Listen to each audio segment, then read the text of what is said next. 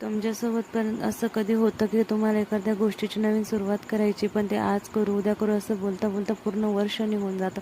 माझ्यासोबत तर नेहमीच होतं. तर हॅलो, माझं नाव आहे लेखा आणि हा माझा पहिला मिनी ब्लॉग आहे. आज सकाळी उठल्या उठल्या पहिले चहा बनवला, त्यानंतर यांना चहा दिला कारण की यांना जळगावला जायचं होतं. त्यानंतर हे चहा वगैरे पिऊन जळगाव जाण्यासाठी निघाले. जळगावला गेल्यानंतर मी म्हटले घरातले कामं करायला घेतली.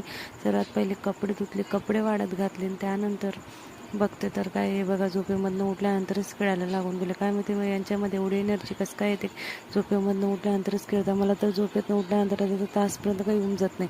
आज हे घरी नव्हतं, स्वयंपाक वगैरे काही बनवायचं नव्हतं. मी टरबूज वगैरे कापून खाल्ले. दिवाळीपासून हे खोबरं असंच पडलेलं होतं. म्हटलं आज यांचे लाडू बनवून घेऊया. तर आधी खोबरं व्यवस्थित बारीक किसून घेतलं. त्यानंतर एक कढई घेतली, कढईमध्ये थोडं तूप टाकलं. त्यानंतर हे किसलेलं खोबरं त्याच्यात टाकलं, व्यवस्थित ब्राऊन होण्यापर्यंत परतून घेतलं. नंतर मग याच्यामध्ये गूळ वगैरे टाकून गोड आणि साखर टाकून